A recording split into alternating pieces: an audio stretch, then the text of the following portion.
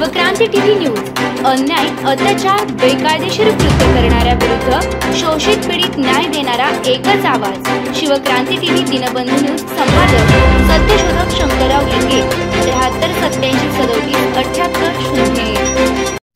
संत शिरोमणी सावता महाराज यांच्या 729व्या स्मृतिदिनानिमित्त आरण येथे सालाबतप्रमाणे तुकाराम महाराजांचे वंशज देहूकर मोरे महाराज अरणकर महाराज यांचा भजन कीर्तनाचा सप्ताह आयोजित केला होता।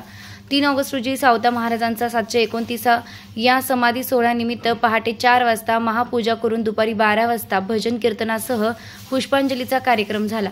सायंकाळी पांडुरंगाची पालखी पंढरपूरहून सावता महाराजांच्या भेटीस आली। त्यावेळी विद्युत रोषणाई, आकर्षक फटाक्यांची आतिषबाजी करण्यात आली होती।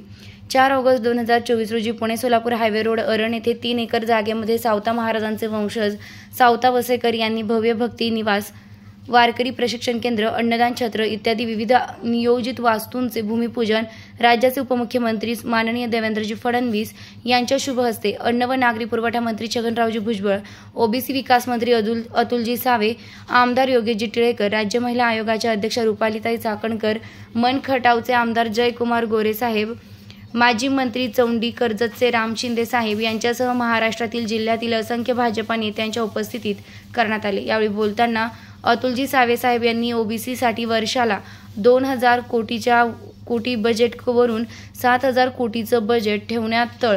खरं म्हणजे महाराष्ट्राचं बजेट जर 6 लाख कोटी असेल तर किमान 2 लाख कोटी हे ओबीसींच्या वाट्याला येतात आल्याचं सांगितलंय। आरण तीर्थक्षेत्र विकासासाठी आरणला अवर्ग तीर्थक्षेत्राचा दर्जा द्यावा असं सांगून अरण विकासासाठी हा कार्यक्रम घेतला आहे। या अगोदरही घेतला होता आणि त्यानंतरही घेत राहू असं आश्वासन दिलं आहे। छगनरावजी भुजबळ म्हणाले की 40 वर्षांपूर्वी नाशिकचे पांडुरंग गायकवाड यांचे सहकारी यांनी वर्गणी केली, त्यामध्ये आपणही काही भर घातली आणि 1985ला चांगला मोठा हॉल बांधला, तेव्हा तो आज तागायत मजबूत आहे। आमच्या कामाची क्वालिटी कशी आहे असं निदर्शनास आणून दिलं। भारत सरकार आणि राज्याचे अर्थमंत्री अजितदादा पवार यांनी महाराष्ट्राच्या जनतेसाठी अनेक विकासाच्या योजना जाहीर केल्या आहेत। त्याची सविस्तर माहिती सांगून बहुजनातल्या सर्व संतांची नावे, त्यांचे कार्य आणि सावता महाराजांचे कार्य यांच्या विचाराला उजाळा दिला। आरणच्या विकासासाठी हाती घेतलेलं ज्याची पायाभरणी केली त्या वास्तूचं उद्घाटन केल्याशिवाय राहणार नाही असं सांगितलंय। कार्यक्रमाच्या अध्यक्षस्थानावरून बोलताना उपमुख्यमंत्री म्हणाले, राज्यामध्ये अनेक विकास कामे चालू आहे। समाजाच्या दुर्बल घटकासाठी अनेक योजना चालू होत्या, त्या निरंतर चालू ठेवायच्या असतील तर आम्हाला पुन्हा सत्तेत पाठवा असा सावता महाराजांचा आशीर्वाद मला मिळालाय। सावता महाराज तीर्थक्षेत्र अरणला अवर्गाचा दर्जा देऊन 100 कोटी रुपयांचा निधी राखून ठेवलाय। भिडेवाडा पुणे येथे सावित्रीबाई फुले यांच्या देशातील पहिल्या मुलींच्या शाळेचा आंतरराष्ट्रीय स्मारक बनविण्यासाठी 200 कोटी रुपयांची तरतूद केली असल्याचं सांगितलंय आणि त्याचं उद्घाटन देशाचे पंतप्रधान नरेंद्र मोदी यांच्या हस्ते करण्यात येईल। आरण तीर्थक्षेत्राचा विकास खरं म्हणजे मागचे व्हायला पाहिजे होते, ते आमची भूक झाली। अरण तीर्थक्षेत्राचा विकास खरं म्हणजे मागेच व्हायला पाहिजे होता, ती आमची चूक झाली। आता यापुढे कोणतीही चूक न करता माळी समाजाच्या विकासासाठी अरण तीर्थक्षेत्रास निधी कमी पडू दिला जाणार नाही असं आश्वासन देऊन सभेची सांगता केली आहे। 7 दिवस आरांच्या यात्रेमध्ये भजन कीर्तन, यात्रेतील हॉटेल स्टॉल, संसारोपयोगी वस्तू, चहा, फराळाचं सामान विक्रीसाठी मोठ्या प्रमाणात आलं होतं। सर्व परिसर गजबजलेला होता। दर्शनासाठी भक्तांची रीघ लागलेली होती। 729 स्मृतीस अखिल भारतीय माळी महासंघाचे अध्यक्ष सत्यशोधक शंकरराव लिंगे यांनी पुष्पांजली अर्पण करून अभिवादन केलंय। 4 ऑगस्ट 2024 रोजी सायंकाळी अरण येथे जगातील सर्वात मोठी नारळहंडी परंपरेने तुकाराम महाराज यांचे वंशज बाळासाहेब मोरे महाराज यांच्या हस्ते काठीने फोडण्यात आली। यावेळी लाखो सावता महाराज भक्तांनी नारळहंडीचा प्रसाद घेण्यासाठी गर्दी केली होती। या सोहळ्याचे विहंगम चक्र पाहण्यासारखे होते। 5 ऑगस्ट 2024 रोजी सकाळी पांडुरंग आणि सावता महाराजांचा पालखीचे गावातून प्रदक्षिणा घातल्यानंतर सावता महाराज समाधीच्या सोहळ्याची सांगता झाली आहे।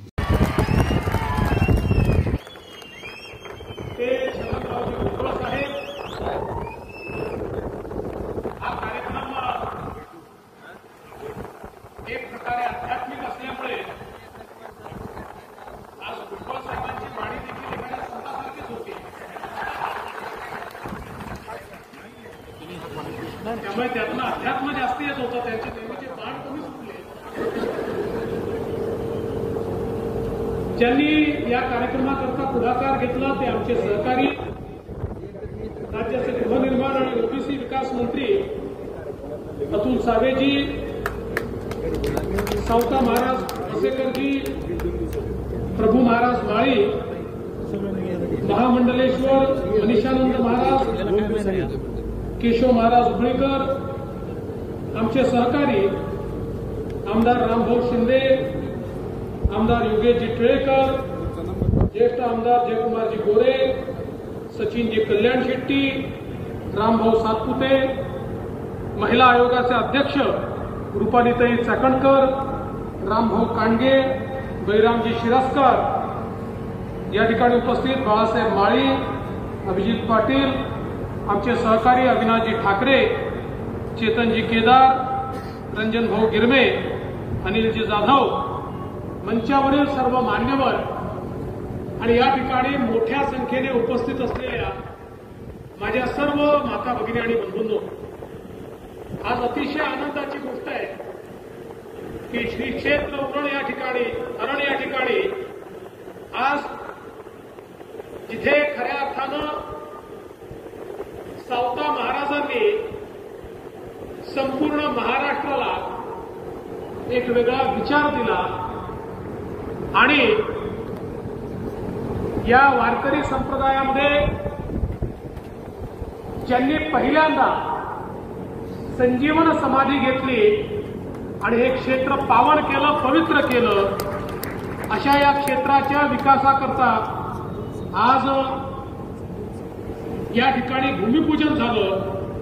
100 सुसज्ज खोल्या, संत शिरोमणी सावता महाराज वारकरी गुरुकुल शिक्षण संस्था, संत शिरोमणी सावता महाराज जीवनपट शिल्पसृष्टी समूह, संत सावता महाराज शिल्प, संत सावता महाराज यांचा मळा, असे एकूण मोठ्या प्रमाणात कामाची सुरुवात आज झाली आणि मी या संपूर्ण समितीचे आणि या ठिकाणी आमच्या अतुलजींचे आभार मानतो की या कार्यक्रमाकरता तुम्ही मला बोलवलं आणि ही संधी मला या ठिकाणी दिली. खरोखर मी तुमचा ऋणी आहे, कारण संत श्रेष्ठांच्या श्री क्षेत्रामध्ये इतकं मोलाचं काम होत असताना त्याला आपला हात लागणं यापेक्षा मोठा आशीर्वाद आज जीवनामध्ये कुठलाच असू शकत नाही, हे मानणाऱ्यांपैकी मी आहे. आपल्या सगळ्यांना माहिती आहे की या ठिकाणी सावता महाराजांनी खऱ्या अर्थानं कर्मयोग आपल्याला सांगितलं.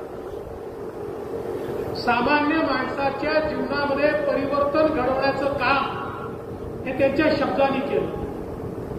त्यांच्या घरी एक परंपरा होती, आजोबा असतील, वडील असतील, ते स्वतः असतील, या परंपरेने साधारणपणे समाजातल्या विविध लोकांना एकत्रित आणून त्यांच्यामध्ये भक्तिभाव जागृत झाला पाहिजे, समाज एकसंघ राहिला पाहिजे, अशा प्रकारचा विचार वर्षामध्ये त्यांनी ठेवला. अवघ्या 45 वर्षाचं आयुष्य त्यांना मिळालं, पण या 45 वर्षामध्ये तेच 800 वर्षांनंतर देखील त्यांचे शब्द, त्यांचे विचार नव्हे तर ते समाजाला दिशा आणि गती देत आहेत. हे खऱ्या अर्थानं संतांचं कार्य आहे आणि म्हणूनच त्यांना नमन करण्याकरता आपण सगळे लोक या ठिकाणी एकत्रित आलो. आज खरं म्हणजे एक प्रकारचं ऊर्जा केंद्र आपण या ठिकाणी तयार करतो. कांदा, मुळा, भाजी, अवघी मिठाई माझी सांगत असताना किती सोप्या शब्दामध्ये आपल्या जीवनाचा अर्थ सावता महाराजांनी आपल्यापर्यंत पोहोचवला आणि समाजामध्ये निराशा दूर करत समाज एकसंघ राहायला पाहिजे, समाज भक्तीने ओतप्रोत असला पाहिजे, पण त्याचवेळी समाज समतावान देखील असला पाहिजे. असमतेचं बीजारोपण दूर झालं पाहिजे, अंधश्रद्धा दूर झाल्या पाहिजे, समाजातल्या प्रत्येक व्यक्तीला अधिकार मिळाला पाहिजे, अशा प्रकारचे विचार त्या ठिकाणी खऱ्या अर्थानं संत शिरोमणी सावता महाराजांनी मांडले. आणि म्हणून त्यांना देखील अनेक अडचणींचा सामना करावा लागला.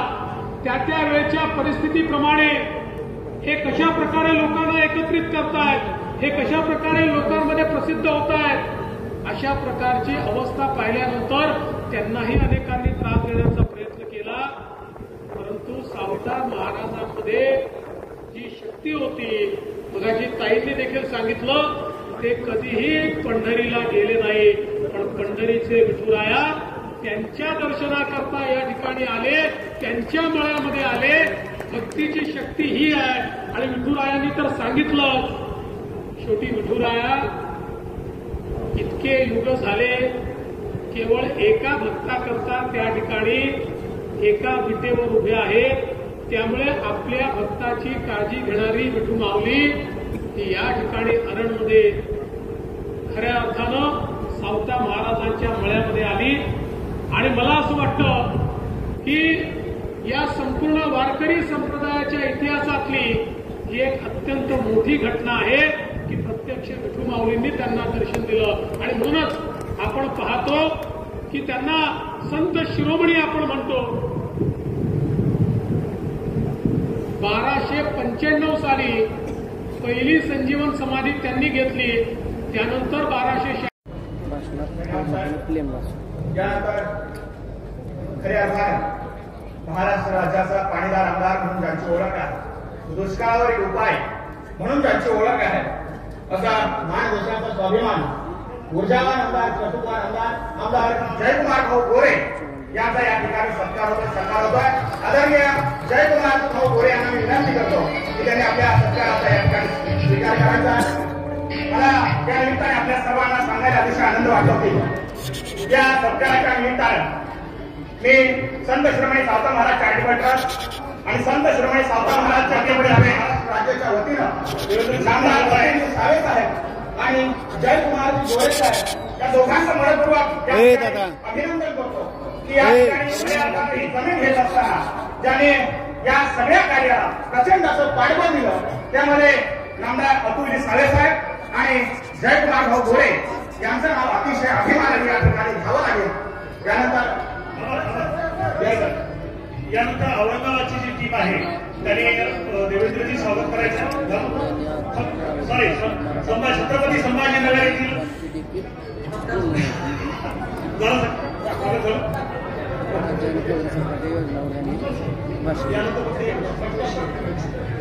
पिंपरी चिंचवड शहर टीमतर्फे स्वागत.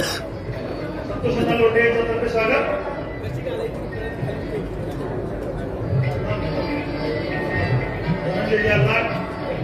संजयबाबा करपे, पद्मागाजी वाघमारे, अप्पासाहेब लोखंडे, डॉक्टर मनकर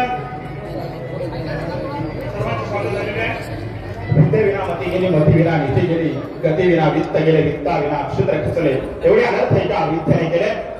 क्रांतीप्रिय महात्मा ज्योतिराव फुले आणि माई सावित्रीच्या या महाराष्ट्रामध्ये साऊ ज्योतीचं सुंदर असं शिल्प या ठिकाणी सगळ्यात भेट देऊन मान्यवरांचा या ठिकाणी सन्मान होता. दरम्यानच्या काळामध्ये प्राध्यापक दिगंबरजी दुर्गाडे सर, पीडीसी बँकेचे अध्यक्ष पुणे यांचं या ठिकाणी आगमन झालेलं आहे. आदरणीय साहेबांचं मी मनपूर्वक स्वागत करतो. यानंतर या महाराष्ट्राला पुढे घेऊन जाण्यासाठी ज्यांनी सदैव प्रयत्न केले, साहेब या महाराष्ट्रामध्ये पांडुरंग सावता महाराजांच्या मळ्यात आला आणि सावता महाराजांच्या मळ्यातून खऱ्या अर्थानं या संत चळवळीची सुरुवात या क्षेत्रातून झाली. महाराष्ट्र बदलाची नांदी ही आदरणीय साहेबांच्या हस्ते याच मंचावरून या ठिकाणी होणार आहे. मी विनंती करतो आदरणीय देवेंद्रजी फडणवीस साहेब यांना.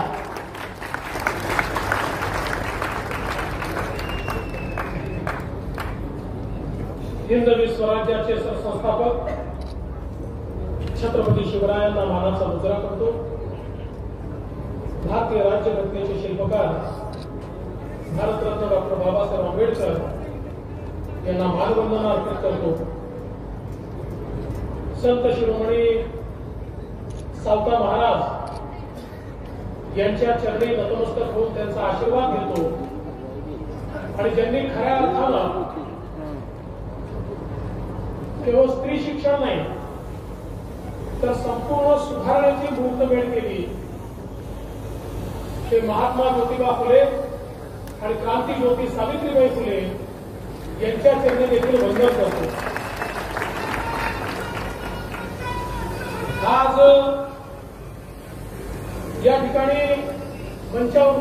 बसलेले खऱ्या अर्थानं महाराष्ट्रातल्या ओबीसी समाजाचा बुलंद आवाज म्हणून ज्यांना ओळखलं जातं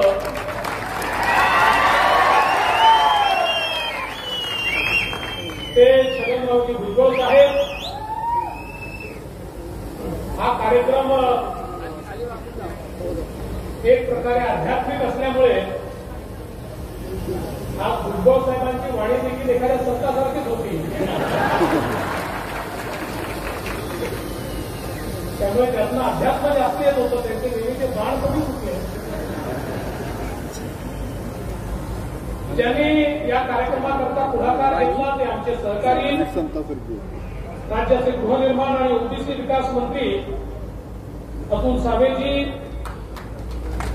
सावता महाराज भसेकरजी, प्रभू महाराज माळी, महामंडलेश्वर मनीषानंद महाराज, केशव महाराज होळीकर, आमचे सहकारी आमदार रामभाऊ शिंदे, आमदार योगेशजी टिळेकर, ज्येष्ठ आमदार जयकुमारजी गोरे, सचिनजी कल्याण शेट्टी, रामभाऊ सातपुते, महिला आयोगाचे अध्यक्ष रुपालीताई चाकणकर, रामभाऊ कांडगे, बैरामजी शिरस्कर, या ठिकाणी उपस्थित बाळासाहेब माळी, अभिजित पाटील, आमचे सहकारी अविनाशजी ठाकरे, चेतनजी केदार, रंजन भाऊ गिरमे, अनिलजी जाधव, मंचावरील सर्व मान्यवर आणि या ठिकाणी मोठ्या संख्येने उपस्थित असलेल्या माझ्या सर्व माता भगिनी आणि बंधूंनो, आज अतिशय आनंदाची गोष्ट आहे की श्री क्षेत्र उरण या ठिकाणी आज जिथे खऱ्या अर्थानं सावता महाराजांनी संपूर्ण महाराष्ट्राला एक वेगळा विचार दिला आणि या वारकरी संप्रदायामध्ये ज्यांनी पहिल्यांदा संजीवन समाधी घेतली आणि हे क्षेत्र पावन केलं, पवित्र केलं, अशा या क्षेत्राच्या विकासाकरता आज या ठिकाणी भूमिपूजन झालं. 100 सुसज्ज खोल्या, संत शिरोमणी सावता महाराज वारकरी गुरुकुल शिक्षण संस्था, संत शिरोमणी सावता महाराज जीवनपट शिल्पसृष्टी समूह, संत सावता महाराज शिल्प, संत सावता महाराज यांचा मळा, असे एकूण मोठ्या प्रमाणात कामाची सुरुवात झाली. आणि मी या संपूर्ण समितीचे आणि या ठिकाणी आमच्या अतुलजींचे आभार मानतो की या कार्यक्रमाकरता तुम्ही मला बोलवलं आणि ही संधी मला या ठिकाणी दिली. खरोखर मी तुमचा ऋणी आहे. कारण संत श्रेष्ठांच्या श्री क्षेत्रामध्ये इतकं मोलाचं काम होत असताना त्याला आपला हात लागणं यापेक्षा मोठा आशीर्वाद हा जीवनामध्ये कुठलाच असू शकत नाही, हे मानणाऱ्यांची तुम्ही आहे. आपल्या सगळ्यांना माहिती आहे की या ठिकाणी मला व्हिडिओ कॉल करा, व्हिडिओ कॉल तुम्हाला हे दाखवतो लाईव्ह. सावता महाराजांनी खऱ्या अर्थानं कर्मयोग आपल्याला सांगितलं. सामान्य माणसाच्या जीवनामध्ये परिवर्तन घडवण्याचं काम ते त्यांच्या शब्दांनी केलं. त्यांच्या घरी एक परंपरा होती. आजोबा असतील, वडील असतील, ते स्वतः असतील. या परंपरेने साधारणपणे समाजातल्या विविध लोकांना एकत्रित आणून त्यांच्यामध्ये भाव जागृत झाला पाहिजे, समाज एकसंध राहायला पाहिजे, अशा प्रकारचा विचार 800 वर्षापूर्वी 11व्या शतकामध्ये त्यांनी ठेवला. अवघ्या 45 वर्षाचं आयुष्य त्यांना मिळालं. पण या 45 वर्षामध्ये त्यांनी जे केलं त्यामुळे 800 वर्षानंतर देखील त्यांचे शब्द, त्यांचे विचार हे प्रासंगिक आहेत, नव्हे तर ते समाजाला दिशा आणि गती देत आहेत. हे खऱ्या अर्थानं संतांचं कार्य आहे आणि म्हणूनच त्यांना नमन करण्याकरता आपण सगळे लोक या ठिकाणी एकत्रित आलो. खास खरं म्हणजे एक प्रकारचं पूजा केंद्र आपण या ठिकाणी तयार करतो. कांदा, मुळं, भाजी, अवघी मिठाई, भाजी सांगत असताना सोप्या शब्दामध्ये आपल्या जीवनाचा अर्थ सावकार महाराजांनी आपल्यापर्यंत पोहोचवला आणि समाजामध्ये निराशा दूर करत समाज एकसंघ राहायला पाहिजे, समाज भक्तीने ओतप्रोत असला पाहिजे, पण त्याचवेळी समाज समतावान देखील असला पाहिजे, असमतेचं बीजारोपण दूर झालं पाहिजे, अंधश्रद्धा दूर झाल्या पाहिजे, समाजातल्या प्रत्येक व्यक्तीला अधिकार मिळाला पाहिजे, अशा प्रकारचे विचार त्या ठिकाणी खऱ्या अर्थानं संत शिरोमणी सावता महाराजांनी मांडले. आणि म्हणून त्यांना देखील अनेक अडचणींचा सामना करावा लागला. त्या वेळच्या परिस्थितीप्रमाणे हे कशा प्रकारे लोकांना एकत्रित करतायत, हे कशा प्रकारे लोकांमध्ये प्रसिद्ध होत आहेत, अशा प्रकारची अवस्था पाहिल्यानंतर त्यांनाही अनेकांनी त्रास देण्याचा प्रयत्न केला. परंतु सावकार महाराजांमध्ये जी शक्ती होती, मगाशी ताईने देखील सांगितलं, ते कधीही पंढरीला गेले नाही, पण पंढरीचे विठुराया त्यांच्या दर्शनाकरता या ठिकाणी आले, त्यांच्या मळ्यामध्ये आले. भक्तीची शक्ती ही आहे. आणि विठुरायांनी तर सांगितलंच, शेवटी विठुराया इतके युग झाले, केवळ एका भक्ताकरता त्या ठिकाणी एका विटेवर उभ्या आहेत. त्यामुळे आपल्या भक्ताची काळजी घेणारी विठू माऊली या ठिकाणी अरणमध्ये खऱ्या अर्थानं सावता महाराजांच्या मळ्यामध्ये आली. आणि मला असं वाटतं की या संपूर्ण वारकरी संप्रदायाच्या इतिहासातली एक मोठी घटना आहे. दर्शन दिलं आणि म्हणूनच आपण पाहतो की त्यांना संत शिरोमणी आपण म्हणतो. मला तिकडून व्हिडिओ कॉल करताय का तुम्ही? 1295 साली पहिली संजीवन समाधी त्यांनी घेतली. त्यानंतर 1296 साली ज्ञानेश्वर माऊलींनी संजीवन समाधी घेतली. त्यामुळे संजीवन समाधी घेणारे पहिले वारकरी संप्रदायातले संत म्हणून आज त्यांची ओळख आहे. आणि म्हणजे ही आमची चूक आहे की 85 साली भुजबळ साहेब सांगत होते, 85 साली या ठिकाणी काही लोकांनी एकत्रित येऊन सभा मंडप बांधला. भुजबळ साहेबांनी देखील त्या काळामध्ये त्यात मदत केली. पण त्यानंतर ज्या प्रकारचा विकास या ठिकाणी व्हायला हवा होता तो विकास होऊ शकला नाही. काही थोडा निधी या ठिकाणी मिळत गेला, परंतु अपेक्षित अशा प्रकारचा विकास. कारण शेवटी जिथनं विचाराचं अंकुर फुटलं त्या ठिकाणी जर आपण विकास केला नाही तर मला असं वाटतं की त्या विचाराशी आपण प्रामाणिक राहिलो नाही. म्हणून राज्य सरकारच्या वतीनं आजच मी घोषणा करतो, याला अ दर्जा तीर्थक्षेत्र म्हणून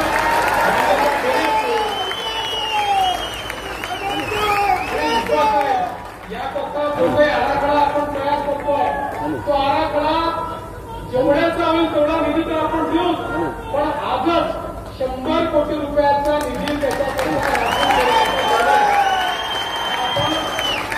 निश्चितपणे घेऊ. कारण तुम्ही स्वतः सांगितलं नामदेव महाराजांनी अरणबद्दल काय बोललेलं आहे. धन्य ते अरण, रत्नाची खाण, जन्मला निधान, सावता तो सावता सागर, प्रेमाचा आगर, घेतला अवतार माळ्या घरी, असं स्वतः नामदेव महाराजांनी सांगितलेलं आहे. महाराष्ट्राचं भाग्य किती थोर आहे.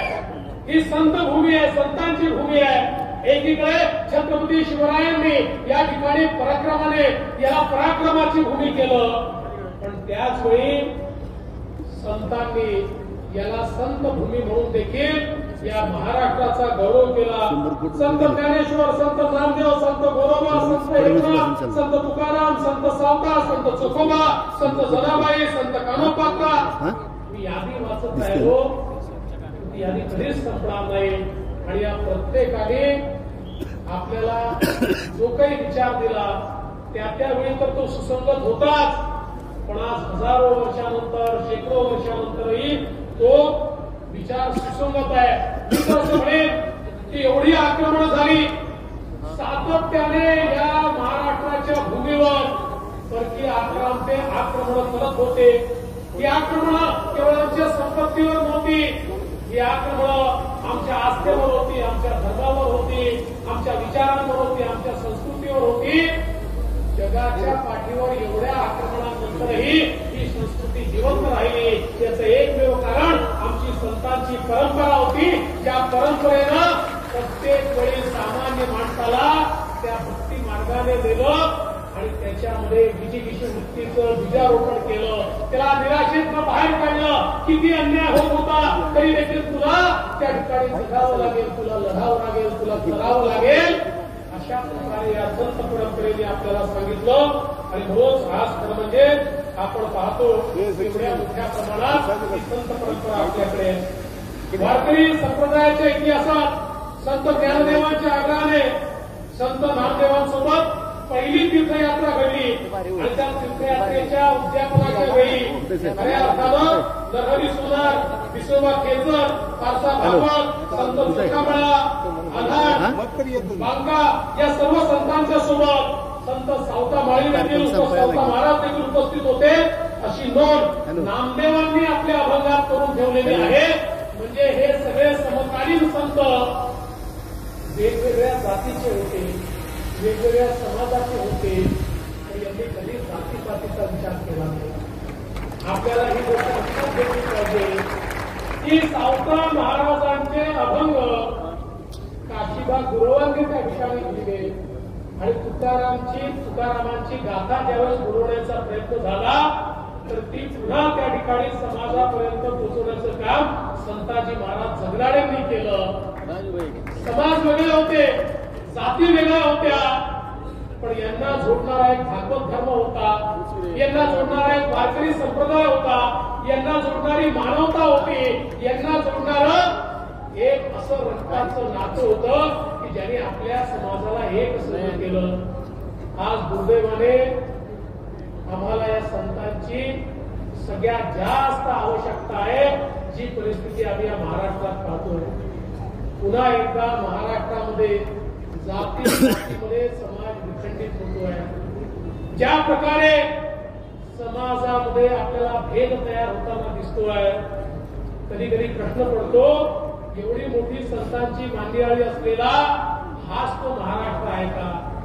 मला असं वाटतं की आज कुठल्याही क्षेत्रातले लोक असतील आणि विशेषतः राजकीय क्षेत्रातले लोक असतील, ते कुठल्याही पक्षाचे असतील, जर मोठे मोठे नेते केवळ मुख घेऊन बसले आणि मतांच्या राजकारणाकरता समाजातली दुही ही जर त्यांनी मान्य ठेवली तर मला असं वाटतं की आपल्याला वर्तमान पण असेल पण आपल्याला भविष्य असेल. आणि म्हणून मला असं वाटतं पुन्हा एकदा की एक संघ समाज ठीक आहे, प्रत्येक समाजाचे प्रश्न आहेत, ते महत्वाचे देखील आहेत, ते शोधून देखील गेले पाहिजे. परंतु हे करत असताना समाजाच्या समोर उभा आहे, कुठेतरी दरी पडली आहे, कुठेतरी विभंगलेला अशा प्रकारचा समाज आहे. मला असं वाटतं सावता महाराजांना देखील हे मान्य नव्हतं आणि कुठल्याच संताला हे मान्य नव्हतं.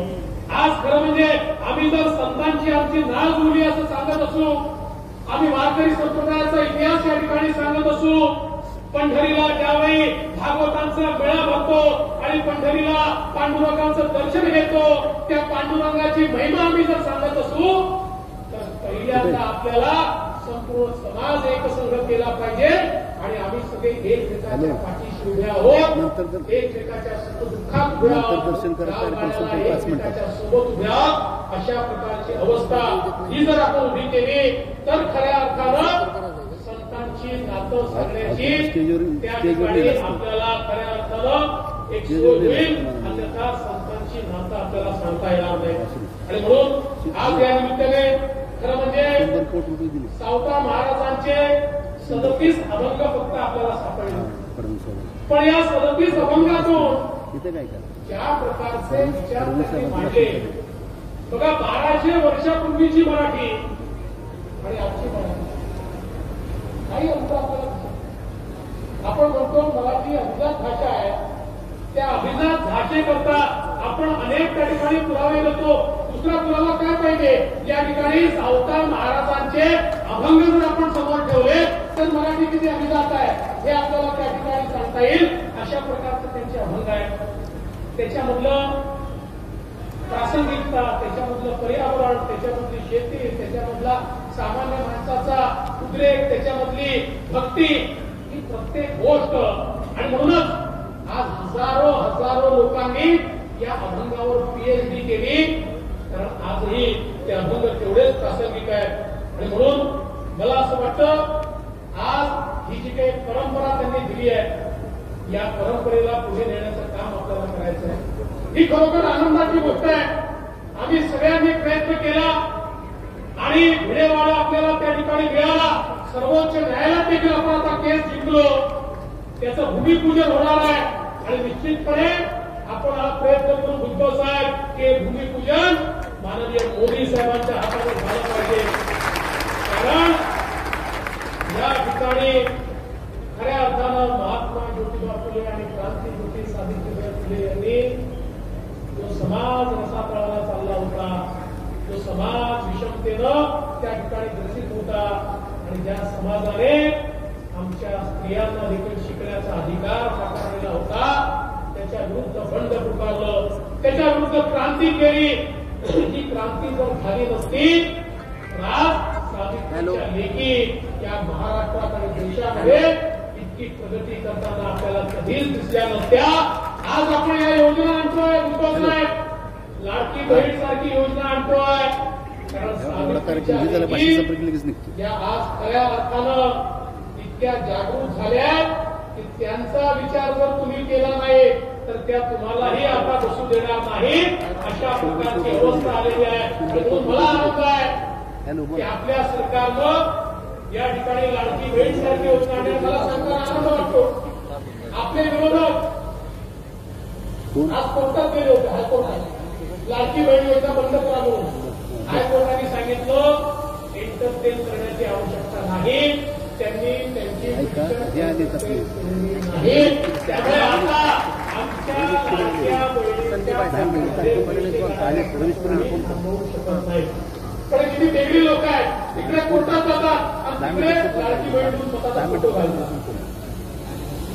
लाडक्या बहिणींना माझं एवढंच सांगणं आहे, हे जे सावत्र भाऊ आहेत ना, यांच्यापासून सावध राहा. आज खऱ्या अर्थानं क्रांतीज्योती सावित्रीबाई फुलेंना खरी आदरांजली काय आहे तर या सरकारनं आमच्या मुलींकरता उच्च शिक्षणाचे सगळे दारं मोकळे केलेले आहेत. एक पैसा लागणार नाही. प्रायव्हेट कॉलेजमध्ये लाखो रुपयाची आमच्या मुलींची फी राज्य सरकार त्या ठिकाणी भरेल, हा निर्णय आपण केलेला आहे. इंजिनियर, डॉक्टर, MBA प्रत्येक जवळपास 507 कोर्सेस असे आहेत की ज्याच्यामध्ये आमच्या मुलींना एका नव्या पैशाची फी लागणार नाही. मला विश्वास आहे आपल्या सरकारने हा निर्णय घेतल्यानंतर निश्चितपणे क्रांतीज्योती सावित्रीबाई फुलेंनी आपल्याला आशीर्वादच दिला असेल, कारण त्यांची परंपरा पुढे नेण्याचं काम हे या ठिकाणी आपण केलं आहे. खरं म्हणजे आमच्या माळी समाजाने या महाराष्ट्रामध्ये शेतीचं क्षेत्र असो, शिक्षणाचं क्षेत्र असो, या ठिकाणी उद्योगाचं क्षेत्र असो, ज्या प्रकारची प्रगती केलेली आहे ही प्रगती खरोखर मला असं वाटतं नेत्रदीपक अशा प्रकारची आहे. आणि ज्या काळामध्ये इंग्रजांच्या काळामध्ये देखील त्या ठिकाणी ऊसाची लागवड करून आणि कारखाना सुरू होऊ शकतो अशा प्रकारची मुहूर्तमेढ करणारा आमचा माळी समाज असेल किंवा या संपूर्ण महाराष्ट्रामध्ये वेगवेगळ्या क्षेत्रांना पादक्रांत करणारा आमचा हा समाज असेल, निश्चितपणे आज ज्या प्रकारची प्रगती आपण केलेली आहे ती उल्लेखनीय अशा प्रकारची प्रगती आहे. पण निश्चितपणे इथे थांबता येणार नाही. अजून समाजातल्या शेवटच्या माणसापर्यंत आपल्याला पोहोचायचं आहे. आणि या सगळ्या प्रगतीमध्ये, तुमच्या या सगळ्या वाटचालीमध्ये आम्ही सगळे आपल्या सोबत आहोत. आणि विशेषतः मी आमच्या अतुल सावेंचं अभिनंदन केले. अतुल सावेंना ओबीसी विकास विभागाची त्या ठिकाणी आम्ही जेव्हापासून जबाबदारी दिली अत्यंत वेगानं त्यांनी त्या विभागाची कामं केली. यापूर्वी या विभागाची जबाबदारी रामभाऊ शिंदेकडे होती. रामभाऊंनी अतिशय वेगानं कामं केली होती.